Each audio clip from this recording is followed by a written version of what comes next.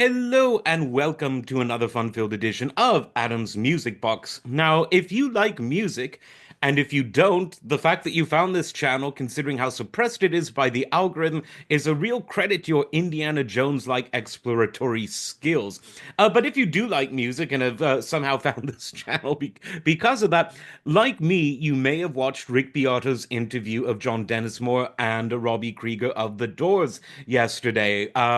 It's a pretty big deal. I don't know if the two of them have done an interview like that together for a long time. For a while, Krieger and Dennis Moore were sort of on various sides of legal arguments, as happens when a band's original lineup breaks up, as theirs did, because of the mysterious death and or disappearance of Jim Morrison over there. But it was really interesting to hear them. It was sort of one part grumpy old men, one part really cool musicians. I mean, it was really all parts really cool musicians.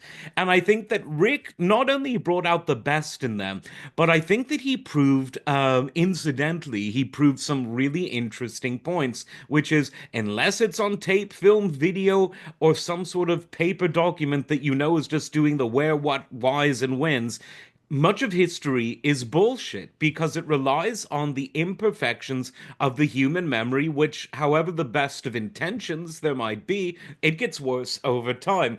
Because some of the best parts of the interview, which said a lot about sort of life in general, let alone the music industry in general, is that John and Robbie had different rememberings of different things. They had a different memory of the same events. One said, "Oh, this happened in real life." No, that happened in the movie, and they couldn't really remember which was which. They had varying opinions, and it was really funny. And the two of them did a bit of jamming at the end, which I think that they clearly enjoyed.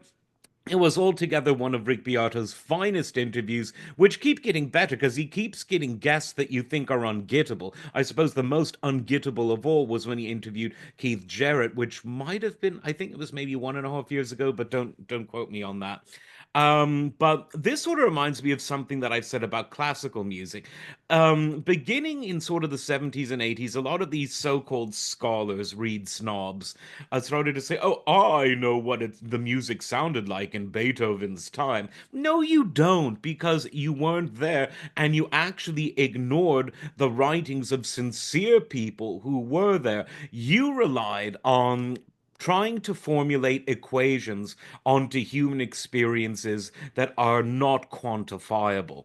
And in the process, these people who called themselves the historically informed performance movement, or HIP, far from it, they ruined classical music for so many audiences. And so the key is really with all music, try to understand the authenticity of the vibe, of the emotion, of the spirit, rather than the authenticity of anything statistical. Because when you don't document something on video or tape or film or whatever, you're relying on the memory, which is incomplete, even for a time that isn't all that long ago, the 1960s. So that was another interesting sort of psychological journey that the band took us on. And it's just one thing that I like about all sort of Rick Beato interviews is he humanizes musicians as fans of other musicians. Most interviews with musicians are either the type that are done by journalists that know nothing about music. So it's all the focus on the sex, the drugs, and all of that stuff that real music fans don't really care about. We want to know, why did it sound like this? How did you compose it? How did you record it? Who were you listening to before? Who have you listened to since?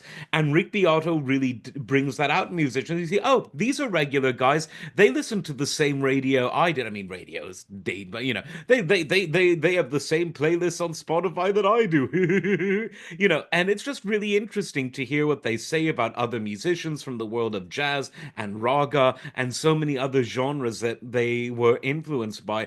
And it just really did reinforce that of all of the great bands that came out of LA, for me, the two most quintessential are The Doors and Van Halen. And I've said before, they're sort of the yin and yang, the dark and the light, united by a sense of virtuosity and a sense of, we're going to take everything that came before us throw the formula out the window, wear our influences on our sleeve, but be so original that the minute you hear our music, you'll know it's us.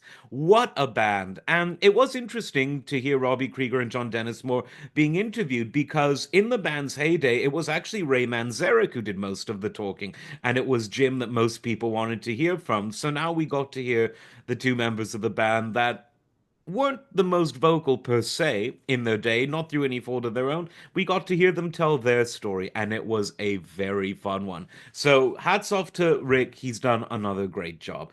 And if you like the mediocre jobs that you see on this channel, remember to like and subscribe, and I'll see you next time. Take care.